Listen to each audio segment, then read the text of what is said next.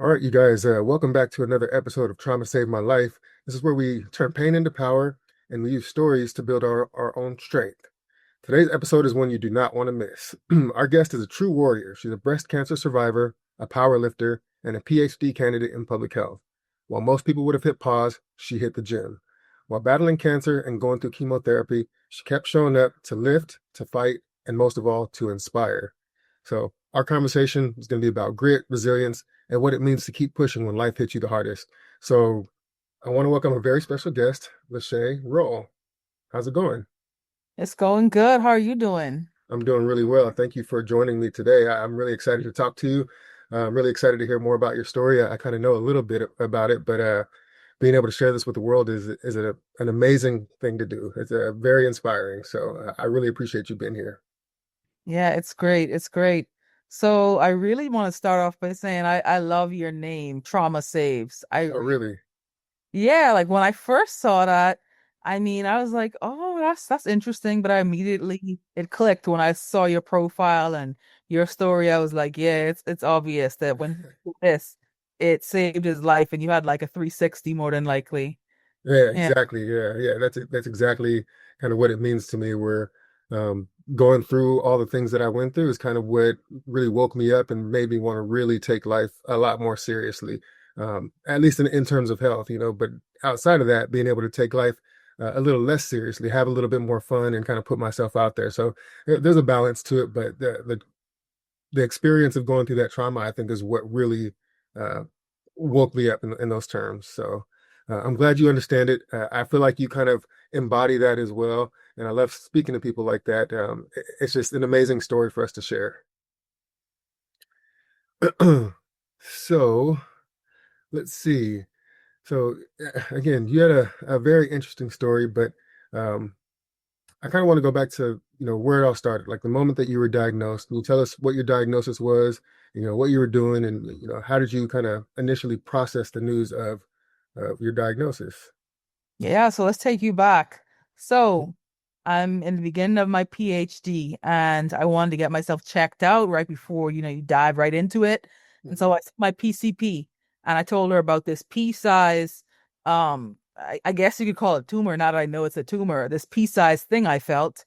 Mhm. And she said, it's probably just, um, what is it, diffuse tissue or just non-cancerous essentially. Right. And she said there's nothing to worry about. All of my not my scans, all of my blood work, tests, everything, the physical was perfect. So she's like, yeah, you're young and you're an athlete. I had been a college basketball player and just finished my master's. And so yeah, I just went about and I started my PhD. And funny enough, I started working with somebody who is focused on cancer research. So she does diet and exercise, all the lifestyle modifications for cancer survivors. And when I think back now, it's really funny because when I did my first interview with her to try to figure out is this going to be a good mentorship match, Mhm. I was like, "Oh, you do cancer?" I was like, "Sure, cancer survivors supposed to be working out like that?" And I literally did the complete opposite. So obviously now I know that I was definitely not informed. Right. And cancer survivors, we're people. It's just we have a diagnosis because let's go down the story a little bit more. I noticed that it grew. And so then I went to the student health center.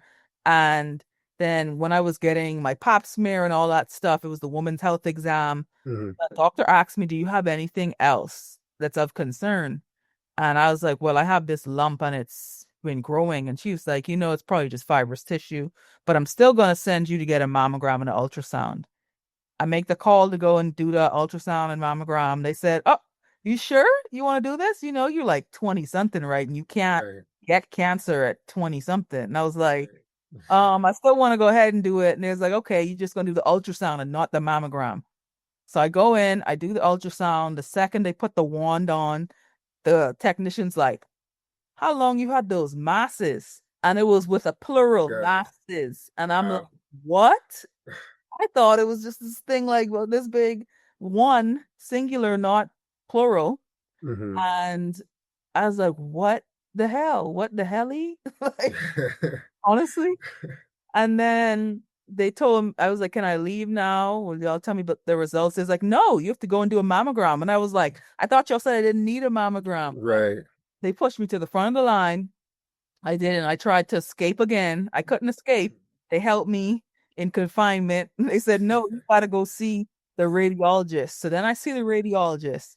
She says, we're seeing a lot of calcifications in all four quadrants of your breast. It's very concerning. You're going to need support because we have to do a biopsy pretty soon to confirm your disease. Wow. And I didn't catch on at the Mhm. time that, like, essentially what she's seeing is like, she about 100% sure, like, Right. you Sounds got like it. cancer. I call my mom and I say, you got to repeat this to my mom because I can't even repeat this. And she was like, she's gonna need your support through this process. You gotta do this. They was getting ready to try to give me the biopsy soon because they said we can't confirm your disease until we do this. And I'm like, Right. y'all keep saying confirm my disease. I'm like, which disease we talking about? It's you in denial bad. Sheesh. Yeah. And I go to do my biopsy and they said, yeah, this is very concerning for cancer. And I read in my chart, that's when it hits me. I see this thing say BI-RADS 5, and that means that you have at least a 95% chance that it's cancer. Like, that's what the radiologist read it as. So you have a 95 to 100% chance. Mhm. So it's all but cancer. Like, it's a Right. miracle if it's not cancer. And that's when I was like, okay, this is saying I have 12.7 centimeters spanning of this mass. That's like big. That's really big. Yeah. And I'm like, what? And it says multicentric, multiple tumors. And I'm like, what's happening? So long story short, I finally had the diagnosis. And I say finally because it felt like a year, but it was only a week. From the time Wow. I had the ultrasound to the time I got my results was like a week. That was pretty quick, but it felt like forever. Yeah, it's crazy when you have all the, all those emotions and all those things going on. So much stuff gets processed in that small amount of time. It really does feel like it takes forever sometimes. Yeah, I'm like, it's insane. From the time she said Mhm. you have to confirm your disease till the time I had my biopsy, only 2 days had passed. That, Wow. but I could, if I remember, like, and no one tells me it's only 2 days, it feels like seriously about 3, 4 weeks. Yeah, were you able to sleep during those couple of days? Oh no, oh no, no, no, no. I was in the bed like, is this cancer? Okay, it probably is. Mhm. What stage is this? Oh, I have a headache. Is this in my brain? Like, no, like, Yeah, yeah, all those thoughts, all those scary thoughts. It's very. Uh, I can't even think of the word, but it's very humbling, I guess, to really think about how fragile life can be, and to truly be faced with a diagnosis like that, and not knowing what the outcome can or will be. Um, hmm like you said, just all those emotions, everything just gets processed a million miles per hour. Sometimes it's hard to even grasp onto any emotions or any thoughts all at once. There's just so much stuff going on at once. So I can completely relate to that. And how old were you during that time? I was 26. 26 years old. So very young. And I know doctors, I had the same thing where they're like, oh, you're young, there's no way that this is cancer. But, I have three friends now, I think, that were in their 20s that, ended up being diagnosed with cancer. And it's very unfortunate that it happens at such a young age. But, all it takes is one doctor to really do that little extra step of, like you said, I think there was the one that was like, I'm going to do the mammogram or the scan anyways, even though you're young. I forget which doctor that was.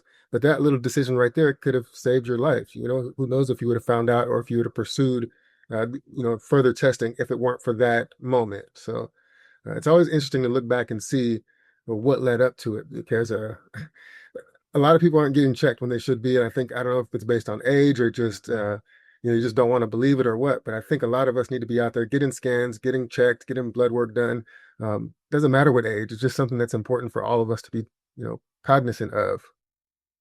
I know, and it's like you just never think it, and it's crazy because when you bring this up, it's truly it's just factual what you're saying because I was on the fence of like, do I want to go in and do this? Am I wasting people's time? Hmm.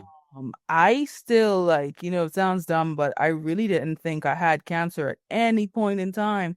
I just wanted to make sure I did my due diligence so that if, for some rare random case, I don't look back and say, okay, I knew about this and I should have done something. And Right. I ended up doing that. And it's just insane. Like everything it's and there's no reason. I had the Mhm. genetic mutation, like the test, the full panel. I have no genetic mutations for cancer. Nobody in my family has ever had breast cancer. Yeah, I didn't smoke, drink, nothing. Yeah. I was an athlete my whole life. They Yeah. can't So tell it the seems like you were somebody that would, be able to get through at least your 20s without having to worry about anything like that. So I'm sure that was a hell of a shock to have to be faced with that kind of news. everybody was shocked. Everybody was Yeah. like, what? And you were already powerlifting at the time, or you said just playing basketball, or? Yeah, I was powerlifting. So I had stopped basketball because I was like, okay, let me find something to do that isn't going to take up all of my time while I'm doing my master's. So when I started my master's, about a month or so, maybe 3 months max after I started, I picked up powerlifting. So I had been powerlifting for like a little over 2 years by the time I got my diagnosis. Nice. So you're a real good and strong. I don't know how serious you were taking it, but I know powerlifters are strong as hell. It doesn't matter how long you've been doing it, you start building that strength just within a few months, I'm sure. Yeah, I mean, and college ball, it had primed me. So we did a lot That's right. of lifting. Every morning you got 6 a.m. lift. And so, yeah, right before that, I held a couple records in Florida and the US. My squat was 441, Oh my deadlift God. 96, bench 292. Oh, you're stronger than me. Shit. That's crazy. That is crazy work. Um, I'm not a power lifter by any means, but I feel like I'm a big, strong guy. I don't know if I could lift the amount that you're lifting. That's crazy. Yeah, what I mean, a lot of it is like specific training. So Yeah. that's like a lot. Yeah. Well, either way, that's still, massive movements, big, body chain movements. You're doing compound lifts, so that's not just a specific muscle. It's a whole body thing that you're doing. So that's quite a testament to your actual physical strength, not only your mental strength, which is clearly, um, for everyone to see. But yeah, being that physically strong is amazing. And actually, you were, during your treatment, you were pursuing your PhD in public health. Yeah, so it's prevention science and community health, public health, but the area that I do the work in is cancer prevention, mitigation, all throughout the whole cancer care continuum Mhm. with diet and exercise. And so, it was because I do that, I was confident and knew you can, work out, eat well. I had basically a tailored evidence-based plan for myself. Hmm. And you were already in that specialty. I don't know what to call it, if it's a Yeah. specialty or that area of public health before your diagnosis or during the diagnosis. Yep, 2 years before diagnosis. What a crazy coincidence, right? That is so interesting. Oh man. Preparing for this. Without even knowing, right? You're I already know. preparing for battle. That is I know. very I crazy. I basically I credit a lot of this to the fact that that's the area I was working in because cancer was so on my mind. Like Mhm. it was like, oh, this is like quote unquote a risk factor that I write about. And I'm like, huh, Hmm. I mean, Yeah, well, I should look into this. yeah, but you got to use a lot of the knowledge that you had already gained and that you were gaining to kind of, contribute to building your health or giving yourself the best chance to make it through everything, right? Oh yeah. Oh yeah. Um, so how did you balance, your survival with the structure of pursuing a PhD all at the same time? That seems like a lot to take on. Honestly, I think every part of my journey is just like a mental thing in that you have to be like, 10 to 15% crazy because I still think I'm crazy because I mean, the less than 24 hours before my final chemo, Hmm. I squatted 408 pounds and it's on my Instagram.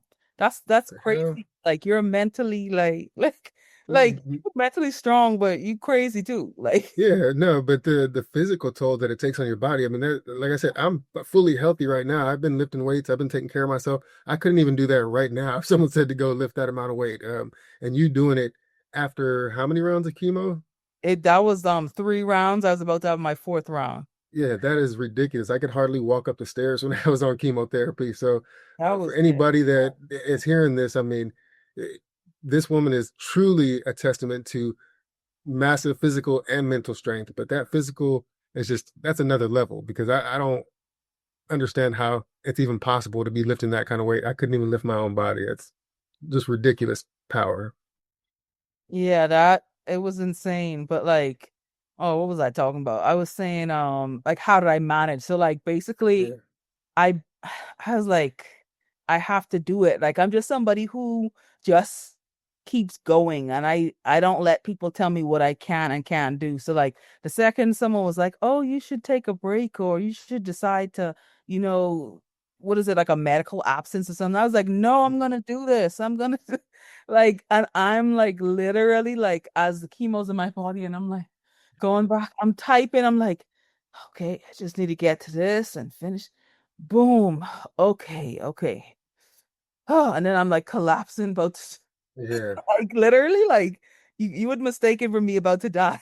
Yeah, no, that I mean, technically you were, kind of fighting a life-threatening disease. So, feeling like you're about to die is probably a pretty accurate description of what you were feeling like. Feels though, Yeah. honestly, 'cause I know you know, so I feel like honestly speaking, there's like when I try to explain chemo to people, I'm like, I'm gonna do my best, but you sadly, I don't want you have to experience it, but you have to experience it to know like Yeah.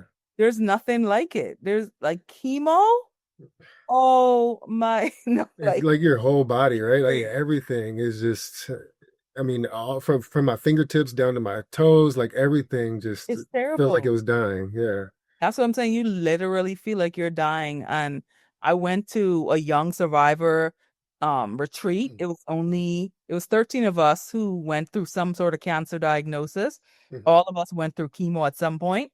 And whenever one of us like we mentioned chemo, you notice like people don't go deep into that. They're like, Yeah. yeah, chemo, that was something. Like, but we don't go like you could tell that's an area of like a lot of trauma and PTSD. Yeah, yeah, seriously. Nobody wants to go deep in the weeds, like and say, and this is what happened to me. And that we just say chemo, and it's like a common Yeah. thing. You all know what you're talking about. Exactly. Yeah, yeah. No, and even somebody that's never been through chemo, trying to explain it to them will feel like like you're over explaining or like it's a whole book. Like if I told you everything that I had to go through during chemo, we'd be sitting there talking for hours. It's so much to experience, and like you said, not that you want anybody to experience it, but you just have to feel it to know what we're talking about.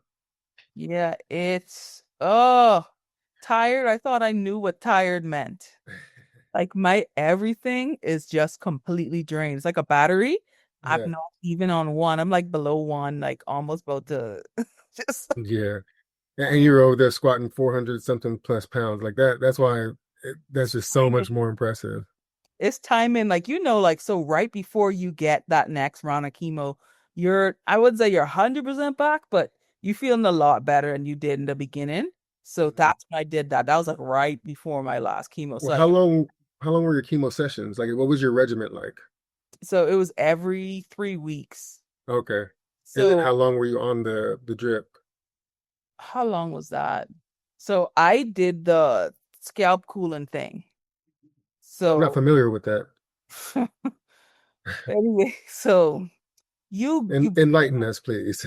you basically freeze. Like your whole head is frozen. So like you put on like have you seen what like the head thing they have on? Like I think I've seen it, but I'm not familiar with what it does or so how it works or anything. basically the scalp cooling is it gets the hair follicles that are inside here like frozen so that you don't lose your hair. Oh, I obviously lost all my hair. You can see it trying to grow back now. it looks amazing. I don't know. It looks like it's nice and full. Mine never grew back on the top. I'm just happy my beard grew back, but But it never grew back on the I sh top. So it does grow back, but it's just way more thin now. But maybe that's just me being old. It kind of all happened at the same time. I'm not sure, but at the I don't top, think it's so. definitely thin. No, I don't think so. You know, you're not even the second guy who said that. I find that for guys, like y'all hair comes back thinner and our hair comes back thicker. Interesting. Y'all get I literally this is no science, no, but like just from talking to other survivors, Yeah. you're not even the second guy. Yeah, that is actually interesting. Interesting. Now I want to kind of start paying attention to that as well because I could have sworn it was from the chemo, but I also am like I'm getting older at the same time. My beard, like I said, my beard grew back just fine. So it's weird that my hair on my head didn't come back the same way. What was your regimen? So my chemo was I was on a 24-hour a day drip for 5 straight days, and then I would take 2 weeks off. So it was basically, yeah, 2 weeks off and 1 week on. And then I did that for six rounds. My lymphoma was gray zone lymphoma. Yeah, but that's the only I only said because 24-hour drips, that's usually some sort of blood cancer. Yeah. Oh, see, yeah, I'm not really familiar with that. I know most people that I've talked to, at least so far, they're usually on like, they'll go for a couple of hours in one day or something like that. That was me. Yeah. But yeah, no, I was in the hospital. I would be there for 5 to 6 days at a time, at least for the first couple of rounds. Yeah. And they could just they wanted to monitor me very closely to see how my body reacted to it. And after the first round, my white blood cells never came down, so they're like, oh, we need to increase the intensity of the chemo. So they increased it by 20% for round two. Um, After round two, kind of the same thing. I was getting my blood tests at the clinic, for that 2 weeks throughout, and they're like, well, the white blood cells didn't come down again, so we're going to increase it again. So by round three, I was at 140% of the normal chemo intensity or dosage, however they said it. But so then by round three, my white blood cells finally started to drop a little bit, and they were able to, or it was able to do what it was supposed to do, I guess. I'm not really familiar with the whole process, but yeah, that's when I really started feeling not very good. After the first two rounds, I was having bad feelings, but after round three, I think when those white blood cells came down, and that's when things got really serious for me. That's I think when I started losing my hair as well.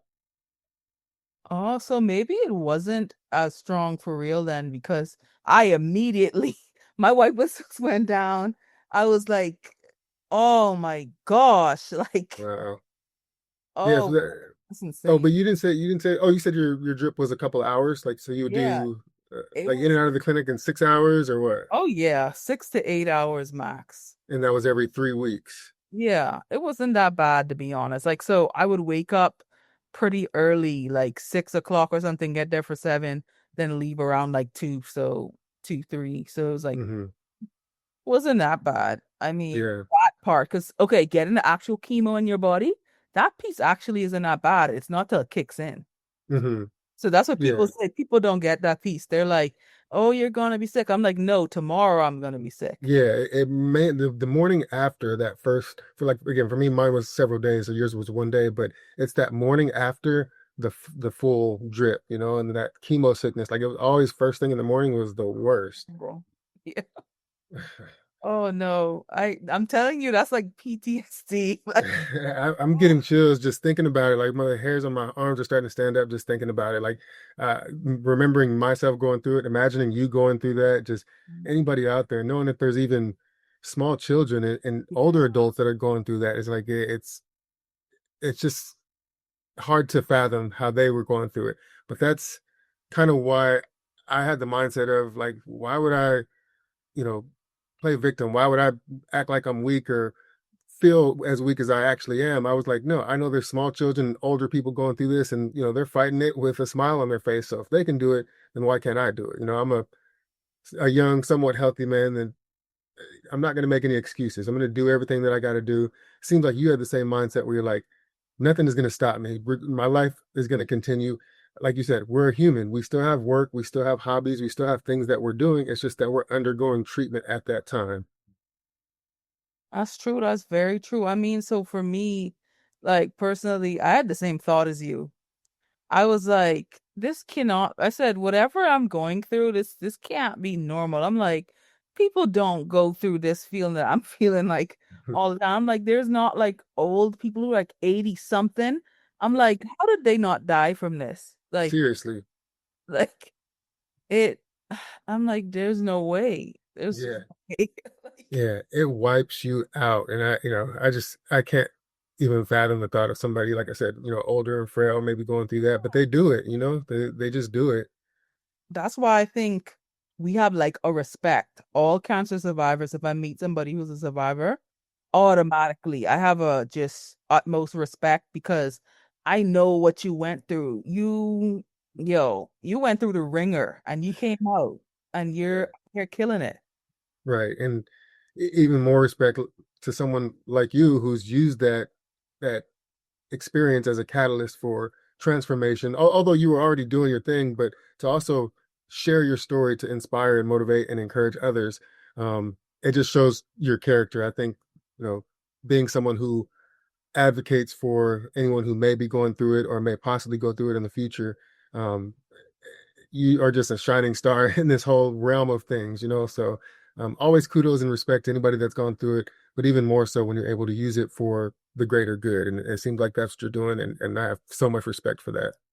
Yeah, I appreciate that. But I mean, even though I was doing stuff before, it's nothing like right now. I always Mm. say, like, you're not the same person after you go through cancer. And it could either be for the worse, this could make you really bitter, or this could make you an even better person. And I think that I'm going to be better at what I do in terms of research in my career because I have a vested interest. Like, who cares more about getting the best research and stuff out there for cancer survivors than me? It benefits Right, me.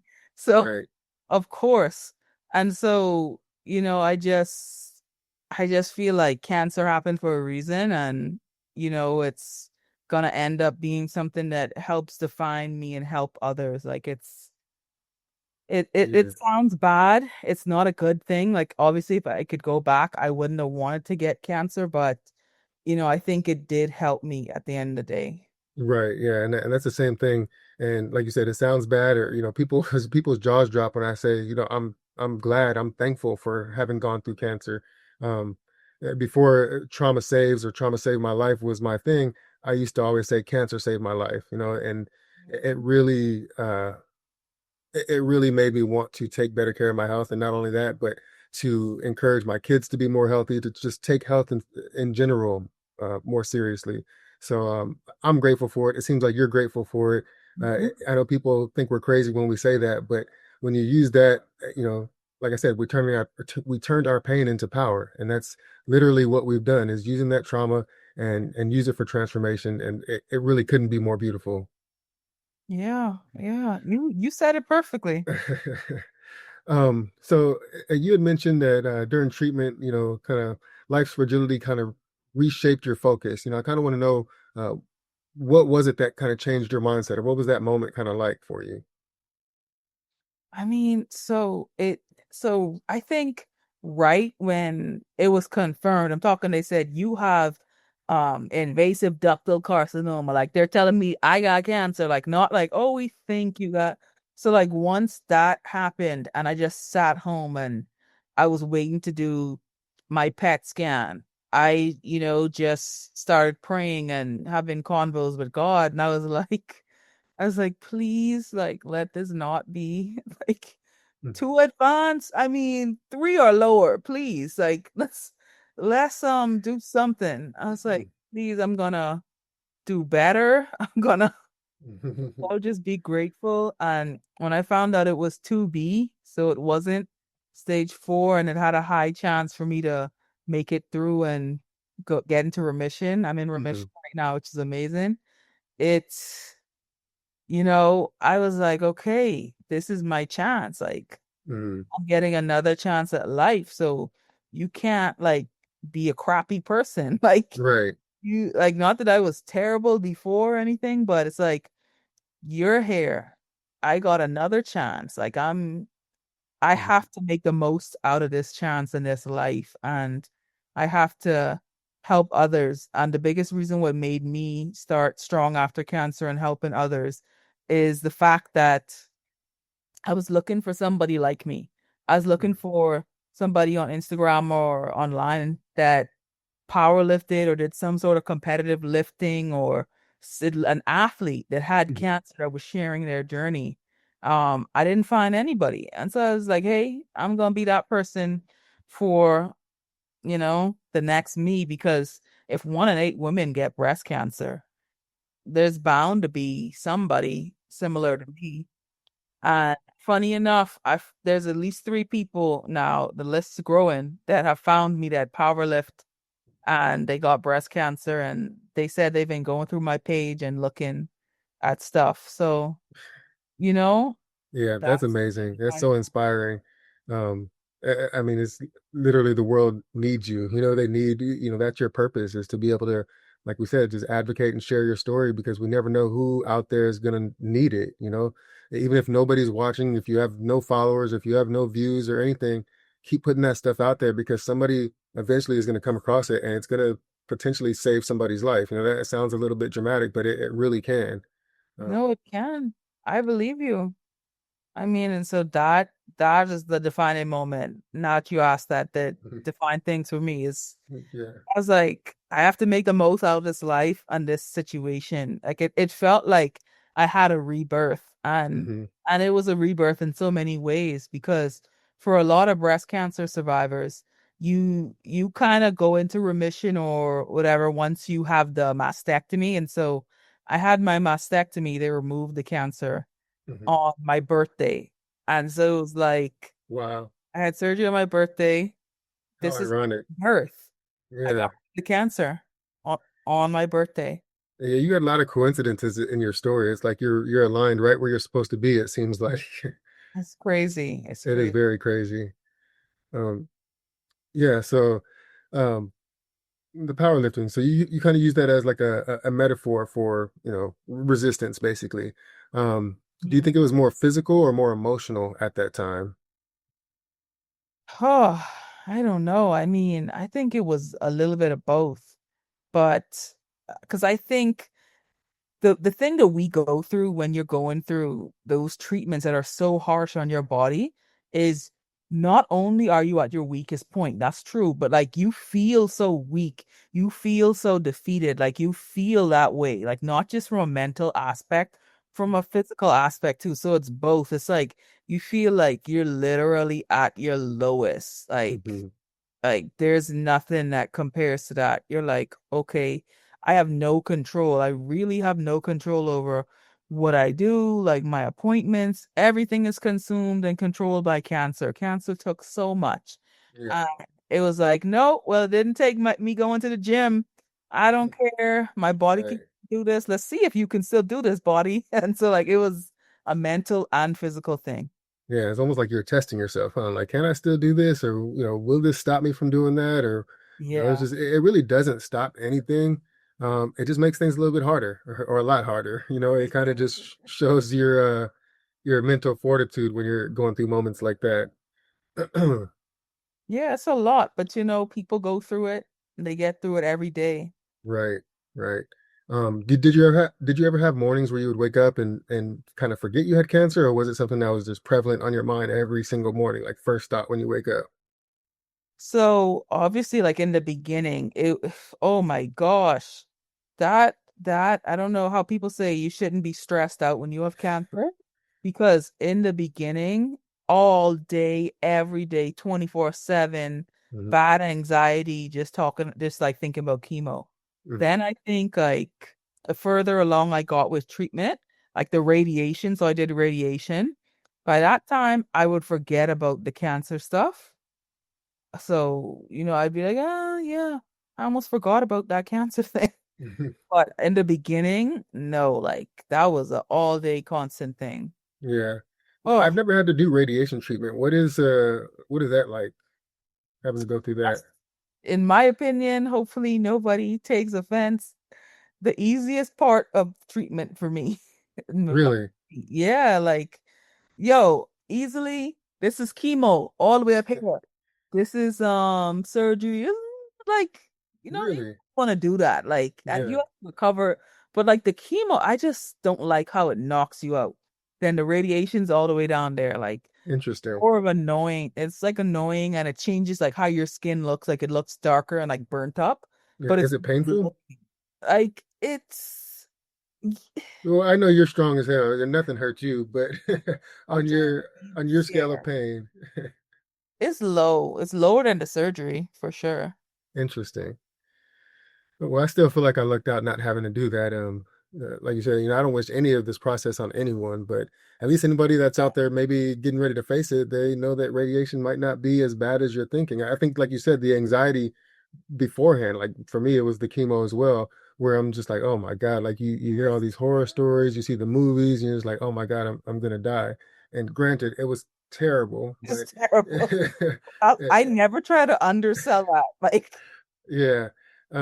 But in your mind, you kind of just think it's gonna be a million times worse. And I don't know if it's a me thing or what, but I always like kind of I don't want to say I'm pessimistic, but I kind of prepare. My motto is hope for the best, prepare for the worst. So in my mind, I was preparing for the worst thing in the world, and I probably oversold it to myself a little bit. And again, it was very bad, but I was able to get through it. It didn't really stop me from doing very much in the long run. Like I said, just doing it while you're sick, doing it while you're weak, doing it while you're tired. so for me, like, I'd say radiation, because I think it kind of sounds like I'm overselling it. I mean, underselling it. That's a comparison to chemo and surgery. Hmm. But radiation still sucks. Like, let's not say, Yeah. oh, that's a walk in the park. No, like you have to like put the creams on, and like you're gonna have burn marks on you, and it might irritate you. I wouldn't say hurt, it just is very irritating. Like, you ever had like a bad sunburn? Mm-hmm. It's kind of like that. But Yes. it's localized to the one area where they do the radiation, right? It's not everywhere. Yes, only there, and you could see it. Like, I had like a line that was like that, like it's like a perfect like rectangle. I was like, oh my gosh, you could clearly see where they did it. And Yeah. yeah, so but it goes away after a while. Like, it's not completely gone, but you can see it sort of, going away on my body now. And how long has it been? It's November 2024. So we're coming up So on a year now in almost a a couple year. months. Maybe that's why it's lightening up. Because Yeah. at first it was like black almost. It's dark. Wow. Yeah, I'm sure that's scary. Just all of this stuff is just The it's room, scary. It's the what's room is that? scary. Like the Oh, how so? So you've had a PET scan more than likely, at least an Yeah. MRI. Yep. So you're in like one of those like big machine things with like loud noises, and you have to be in there alone because nobody wants to. That's the thing about chemo and radiation. They always have all these caution marks. It's like, do not touch, caution. Right. But you got to put that in me. In my bloodstream. Yeah. Yeah, but and so you can't be in there because nobody wants radiation, but I'm getting it. Uh, Right. yeah. And so you're just in that cold room alone. And so it's kind of more stressful in terms of the environment than it is like the actual process afterwards. Hmm. Yeah. Yeah. Yeah. That's crazy. That is quite a story. I mean, I can't even imagine having to go through that. And that was after chemo, right? Yeah, it went Or surgery, during chemo. chemo, and then radiation. Now, how soon after chemo did you start the radiation? Uh, so I Did they think give you some time to recover, or they just pushed you right into it? it's like 2, 3 months. So that was Okay.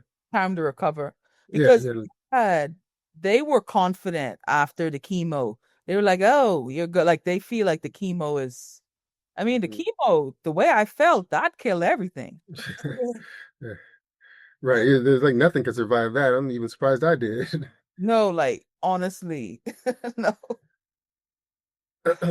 You said you over prepared for the chemo or whatever, like you over. No, that was worse than I thought. Like, Oh, really? that's why I say there's nothing in the world like that. Like, when people say, "Oh yeah, cancer this and people are like, just like making it seem like it's a joke or whatever. I'm like, hmm. I say, yeah, you gonna see when that chemo hit. That's Right. what I say. You gonna see. You. Yeah. I'm not trying to be negative, but okay. Yeah, I mean, but no, that's the reality of it. Like I'm not gonna, like you said, like undersell it. Like I need you to know this is gonna be a fight. You have to fight. You have to be going into it with a mindset of I'm not gonna let this kill me. It's not a fist fight per se, but you go into that knowing that you're going to have some crazy mental and physical battles. No matter there's no if, ands, or buts about it. You're going to have to fight. And having that mindset, I think, is what can help us get through it a little bit more easily, or a little bit more smooth. But I think for you being in the hospital during that, that must have been even more annoying because like my understanding, like whenever I was in the hospital for a week because during this process I got sepsis and like Mhm. almost died for real. They keep coming in your room every minute and Yeah. trying to get blood. Was that how it was for you too?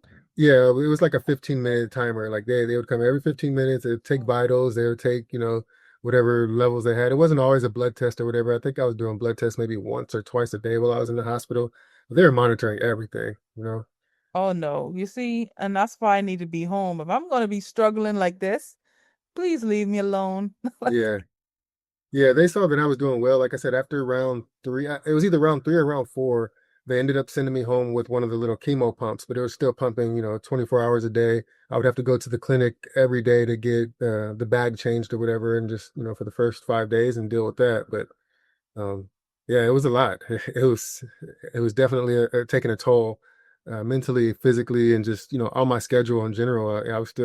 I had young children at the time. I was still going to all of my son's basketball games and football games and whatever else he had going on. I really didn't miss anything, but yeah, it was just a lot. It was a lot to deal with at that time, a lot to juggle. that's difficult. That's really difficult because you see, for me, the only quote unquote I'd say benefit I have is I'm single alone, so like I only had to focus on myself. I couldn't imagine like having a family and having to like, just be present because Uh, you're like checked out. Like you can't, like you're weak. You don't feel well. yeah. Well, I think at that time I was kind of like two sides to one coin, like the yin and yang, where the dark side was like the chemo stuff and the cancer stuff that I had to deal with all at one time. But on the flip side, it was always existing. I had to still be a father. I had to still be a caretaker. I still had to be a protector and provider. And I take my role very seriously. So I wasn't going to let those things leak over into each other. I had to be at the hospital sometimes, or I had to be at the clinic, and I had to do those things.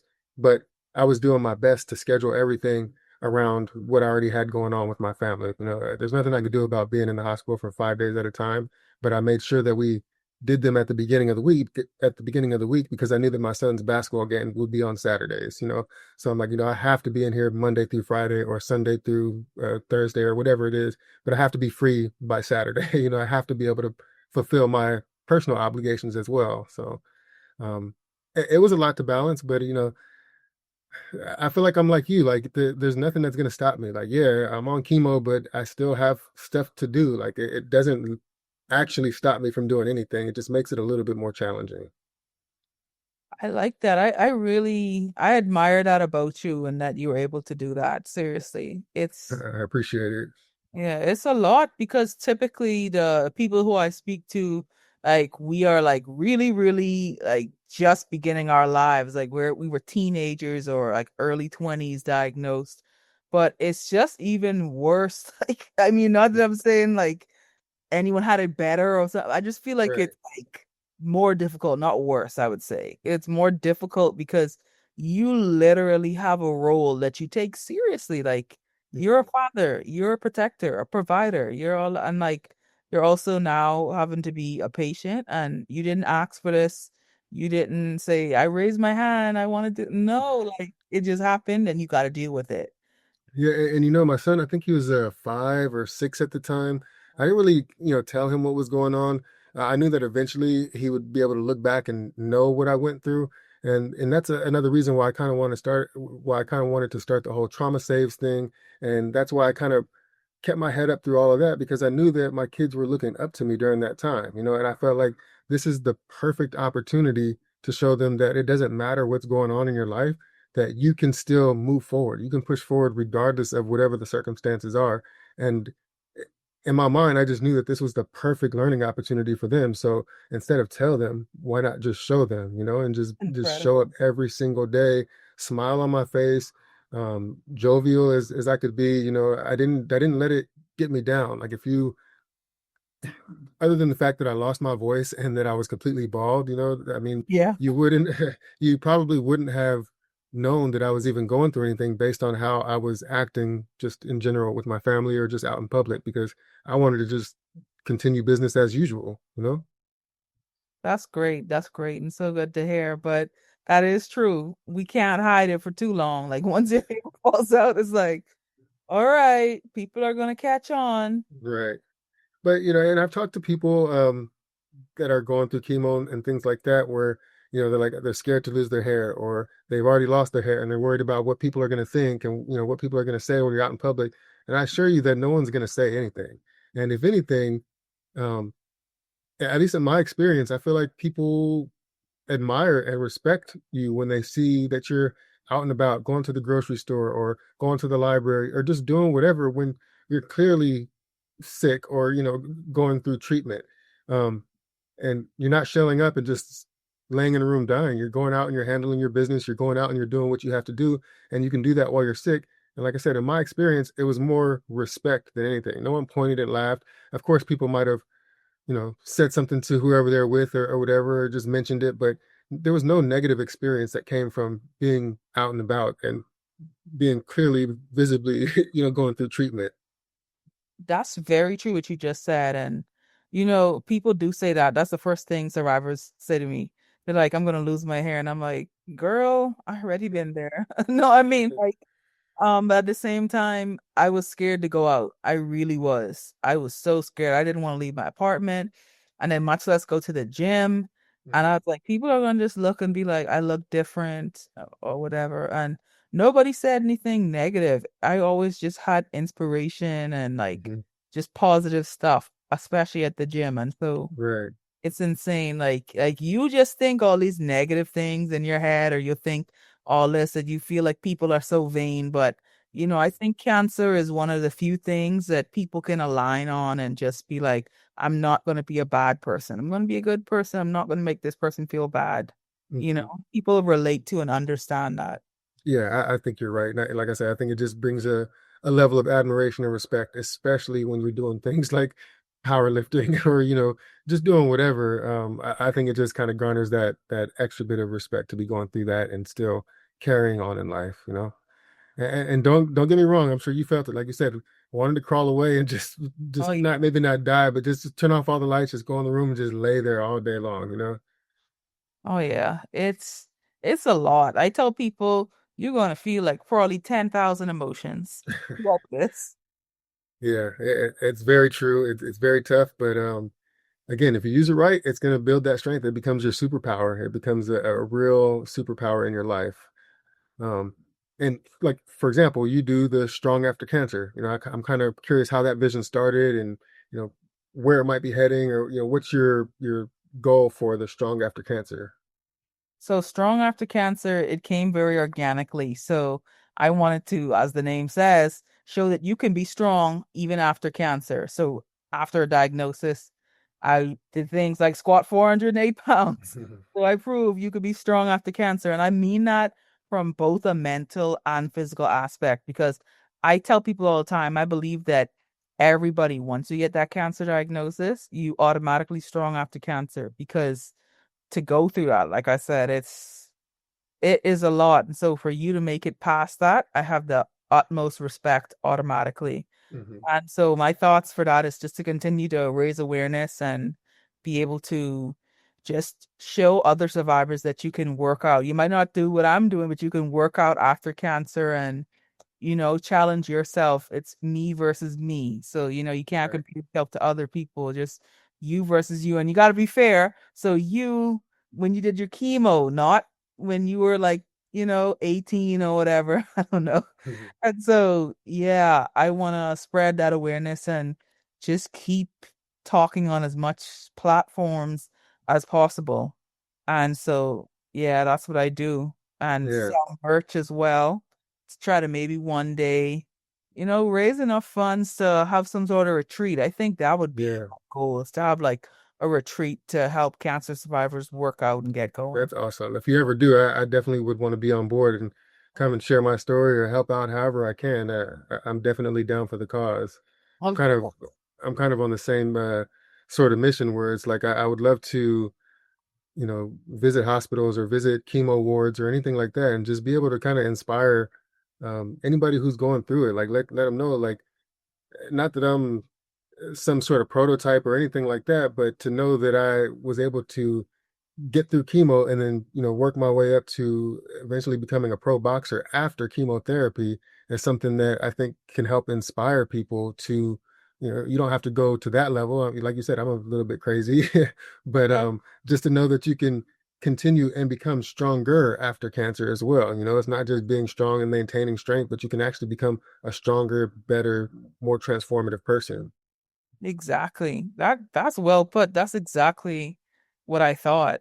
That was my whole thing with this. I was like, oh man, let's make the Yeah. most of this. Yeah, and you even got to be featured on the Today Show, I believe, right? And did Yep. that teach you anything about your storytelling or, the advocacy that you do? I think it helped raise awareness, and a lot of people were able to see that story, and it gave me a taste of how it is to like do TV. It was a lot. I was like, OMG, it Yeah. moves like so quick, and you gotta look in that camera, and you gotta do that. I'm like, yo. So it's not cut out for you? Or what? Could you eventually do it, you think, long term? I mean, yeah, I think with enough practice, I was pretty good at it. I mean, I went on there and it was a very smooth and good interview, no hiccups. Yeah. But yeah, it was just I was not primed and used to that. Right. Well, it's good when you just have to tell your story and kind of just share what's going on with you rather than like reading a script or, come up with some That's fictional true. thing. But yes, just sharing your story, I think, is probably a little bit easier, but still, all the camera and all the cameras and production and everything like that, I'm sure it gets a bit overwhelming at times. That's true. That's true. But it is sharing my story, so that's like the benefit. I was there.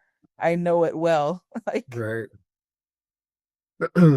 And so a lot of times you speak on strength and vulnerability kind of coexisting. I'm wondering if you can maybe explain what it means for cancer survivors or especially young adults that might be going through this or may go through it at some point. I'd say like it's okay and to be vulnerable and it's normal. I'm somebody who before this, I really would not cry and show much emotions like that.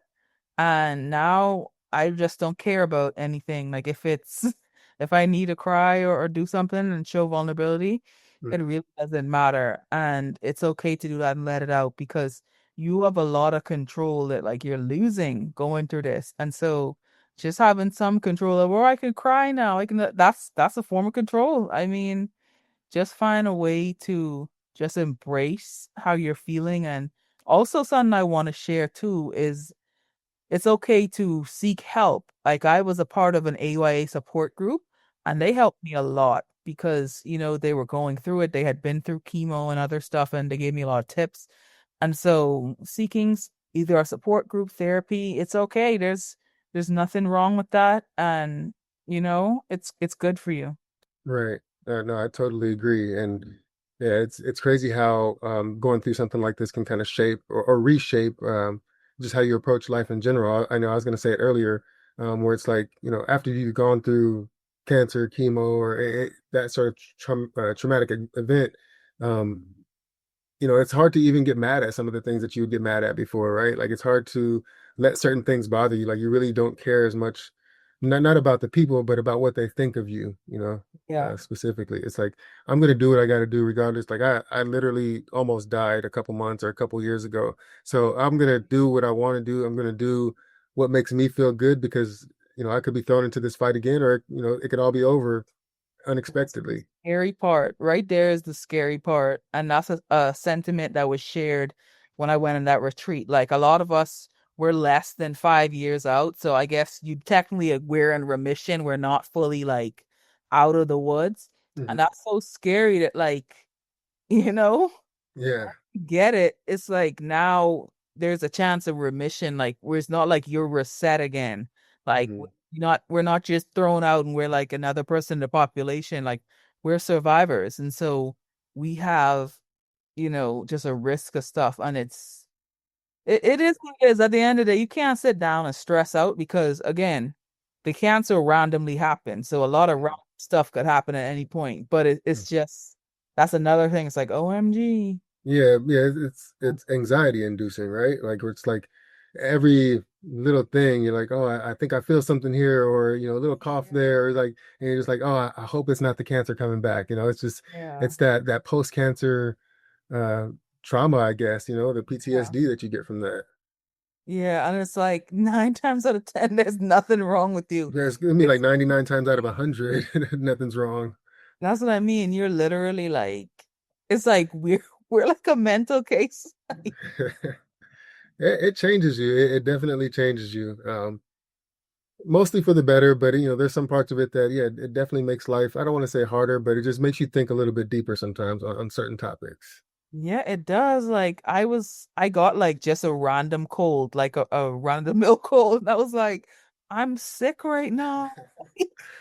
Oh my gosh, what is this? This is so bad. Like I'm coughing, something's in my lung, probably like, Mhm. did I get like a lung metastasis? Oh my God, Oh my yeah. God. It's like, why are you in this rabbit hole right now? Nothing's wrong with you. But the thing is, that's what I thought before. And Right. then Yeah, what's wrong with me? exactly. Yeah, you never know when it's going to be the real thing. That's another thing. That's why I tell people all the time, like, man, health is wealth, and sometimes people kind of get on me for working out so much, or they question what's driving me, or what makes me want to do this all the time. I'm like, man, you just never know when life is going to throw you into the fight of your life. It can be tomorrow, it could be 5 years from now, it could be never. But at the same time, why would you not want to be prepared for what could potentially be the hardest fight you'll ever fight, And so I go every day, even when I feel like sometimes I'm too tired to go to the gym, or I don't want to box today, or don't want to lift weights. I just think about those times. I was laying in a chemo ward, laying in the bed, and I didn't have that opportunity to do these things, and I wasn't taking my health serious back then. So now it's like, no, I'm going to get my ass up, and I'm going to go to the gym, and I'm going to do what I have to do because I'm preparing for war. It may be a war that never comes, but if it does, I'm going to be as absolutely prepared as I can be, physically, mentally, spiritually. Um, I stay ready for whatever, I love that. I really love that. Yeah, it's what helps gets me through it. It's my motivation, it's my inspiration to keep moving and keep going. Yeah. Um, I want to know, what are some of the myths and assumptions that you're kind of hoping to break about survivorship, and what survivorship should look like for a cancer patient. I feel like for survivorship, it should look like something like what you're doing. You should be rebuilding and getting your body as strong as possible. And it's not just working out. I mean, mentally as well. You should realize that you are rebuilding from the ground up. Like literally, it's about recovering. And so that doesn't mean you can lay around and just sit down. You should move your body. Like it's about exercising, eating right, and getting your mind right, sleeping well, Hmm. doing everything. So that's what I think is something people think like, I need to just chill or I'm too weak or I can't do this, but you can like, you were walking around for a while with cancer and you didn't know and you were doing Right, stuff. So you right, think just now because you got the diagnosis, you can't do something. I don't think that's the fact. I mean, unless you have like some sort of actual physical limitation, of course that's right, different. right. But I think that's the biggest myth I want to break. Yeah, and I think you said it very well, but where it's like, it all starts in the mental. You got to build from the ground up, and the foundation is your thoughts. Your foundation, or your thoughts are like the root of the rest of your actions. They have to start there, and it works its way out to the physical and the spiritual and all that. But getting your mind right and making sure you're mentally strong is where it all really, really starts at. You have to be, like I said, prepared for war, prepared for battle, and the rest just falls in line. If you're thinking about things the right way, then the body will follow. Exactly. Let's see. Uh, so you were in school, you were doing your PhD. I'm kind of curious about how your academic background kind of enhanced your advocacy, or vice versa, if at all. I think it just gave me the ability to speak as both a researcher and as a patient. So it made me more considerate of what it is in terms of treatment that we go through. And so when I make interventions or I recommend things and do research, I truly do think about it from a patient perspective before I recommend someone do something. For example, like exercising, like I don't recommend doing that the day after chemo because I know that's when you hit the worst. I recommend like cycling it now because I've been through it. And things like with the foods you eat, I'm like, okay, this person might have mouth sores. Let's consider that. Like it just has changed the way that I pretty much can convey a message and do things and create things. And I think I do have more opportunity for advocacy because I'm already within the community from the research standpoint. And I just have a very nuanced viewpoint and approach to just cancer care and being within the community. I like basically have two doors. I have a door open in the scientific community and a door open in the cancer community at that Yeah. community level. Yeah, that makes a lot of sense. So your perception is a lot different. Whereas I feel like a lot of researchers might be looking at, you know, Numbers. yeah, exactly, at data, and they're just like, okay, well, I'm going to compare the data, but you having actually lived through that, you can put yourself in that mind frame of being on the other side of this as well, and not just reading it on a paper, but having experienced that, firsthand. Exactly. Yeah, that's definitely a very special perspective to have. I mean, I think it's truly a blessing to have you in this field. I'm sure you're going to make some massive discovery or changes or something that's going to help us as a whole, for survivors of cancer or patients of cancer. I sure hope so. Yeah, I believe it. I have faith. I'm going to be following along, and you're going to be getting the Nobel Peace Prize one of these days. Watch, you'll see. And I'm going to see trauma saves. Hey. I'll be right there with you. I'll just be celebrating, uh, doing a toast to your successes. Um, Uh, so thinking about that perspective that you have from both sides as a patient and as a researcher, um, do you or can you think of any system level changes that might be most needed when it comes to cancer prevention or survivorship or just underrepresented communities in general? so yeah, I definitely think underrepresented communities need to, you know, get just more chances. Everybody, but underrepresented, I think they have a much wider disparity. But I think young adults, we need better. We do need better because we go through something so specific. And when you think about it, typically the average person diagnosed with cancer is in their 60s. So nobody is thinking about reproductive health. And so for me, I had to freeze 24 eggs because that's now, could be my only chance to have a child. And it's not something that's readily available and equipped in most cancer centers. Luckily, I was in a great cancer center, but that needs to be in the forefront of people's minds and it needs to be available to all young adults. And then young adults being able to get screened. You see the trouble I went through of trying to get screened? Right. Like it's people who can't get a diagnosis because they say it's impossible, but how? There's people walking around. I go to the young adult cancer young survival coalition meetups with Mhm. all breast cancer survivors. There's hundreds of women diagnosed under the age of 40 there. They exist. They're right Yeah. there. Yeah.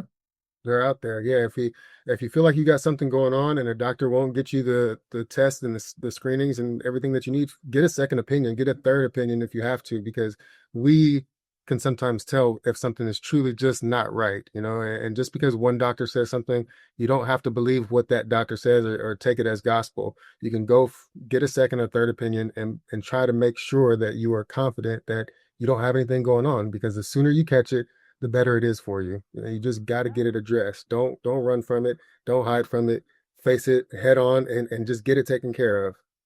Your Yeah, best chance is early detection. access. And we need access. We need that covered because a lot of people, especially younger adults and dis marginalized communities, they don't have the access, whether that's Mhm. physically or from a cost perspective.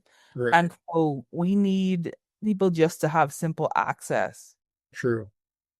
Yeah. So that'll be something that just needs to be addressed over time. I'm not sure how that can be arranged, but we definitely need to find ways to advocate for more access to early detection, early scanning, and like you said, the reproductive part, like that's something that I didn't even think about. I was lucky enough to have my oncologist kind of ask me if I wanted to, freeze any sperm or whatever. But at the same time, I had already had two kids. I had a boy and a girl, and I told him I'm not really interested in reproducing anymore. I kind of reached my limit, but luckily I was asked Oh, about come on. You're good. it. Got your hand full. Yeah, no, I was all good. Did they approach you and bring the topic up to you, or did you have to ask yourself for the reproductive So, part? so mine brought it up, but it was on my list to ask. And that was my first Mm, appointment, which was great. My experience was superb. yeah. So I'm talking more, this is my advocacy speaking. I'm talking more about other people who don't have that access. So let's break it down for you. Okay. This is gonna be insane. Uh-oh. You not prepared for a cancer diagnosis because you young. Right. My mastectomy was $330,000. That's it. I had insurance, so it's not, but I'm just saying. Right. Okay, now you got to think about children, right? Mhm. $40,000 to get that process done. All of this is out of nowhere. Who has the money for that? Who has the money for the screening, the diagnosis, all that? I'm a young principal. I don't have insurance. So how are we going to get these people diagnosed early enough to have a good outcome and it to work out? This Yeah. is compounding stuff. Hmm. Yeah. It's really scary to think about, and all the stuff that goes on with, in the medical field with insurances and, kind of price gouging and all this stuff. It's kind of ridiculous. I know that all these things cost money, but some of the numbers are really astronomical. You get some of those bills and you're just like, there's no way. Like in my first couple of months, I was up to like $500,000 in charges. Um, it really is mind-boggling when you see those numbers. It's Um, insane. It's really yeah. insane. Yeah, so yeah, I'm definitely I need to start advocating for that as well because it's something that I didn't even really think about. Like I said, I had my two kids at the time, so I didn't really have to think about, preserving anything. I was good to go, but other people in their 20s might not have that Yeah. same scenario. 30s.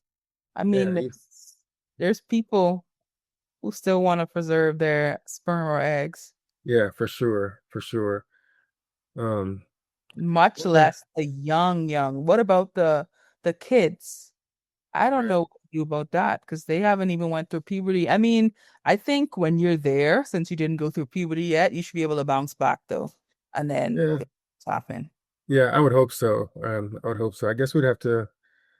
I'm going to do some research actually because I'm kind of curious about that now. I wonder if that's It's something that insane. actually happens. Yeah. That's why the Live Strong Foundation started. So basically, Lance Armstrong, when he went through cancer, he had to preserve his sperm, and that's how his children are here. And then he started the Live Strong Foundation for young adults, and they actually paid for my eggs to be frozen. Oh wow. Yeah, that's awesome. That's really cool. Um, Mm-hmm. yeah, there's lots of little things like that out there that can definitely help, but still it's not enough. There has to be more. We have to find ways to get it taken care of in a more efficient and effective manner. Um, let's see, I got a couple more questions for you. Well, if someone was just being diagnosed, like they just got their diagnosis today, what would you want to kind of what message would you want to relay? How would you want to kind of encourage or motivate them? If someone just got their diagnosis today, I would tell them that you got this. You have a lot of inner strength that you didn't even know you have. And this is your time. This is your time to pull that out and use that. It's not going to be easy. I'm not going to sugarcoat it. Mm. It's going to be a challenge. It might be the hardest challenge in your life, but you can do it. Start prepping today. You don't have chemo tomorrow, I hope. If you Okay. do, you got it. But if you don't, go on the treadmill now, start weight training now, put something towards getting your body strong and talk to people, get your community so that you can have a big, strong base physically and mentally. You're going to need support. So get it done. If you have chemo and all tomorrow, you got this. Remember? That's beautiful. I love it. Yeah, I couldn't have said it better myself. That's a beautiful way to put it. Um, yeah, you guys just build that strength. You got this. Like she said, it's going to be the hardest fight maybe that you ever go through, but once you get through it, you're going to realize a strength that you never knew that you had. Yeah. There's so much confidence that comes with making it through something like this. Yeah, there's a lot. Confidence and character. Oh yeah, definitely.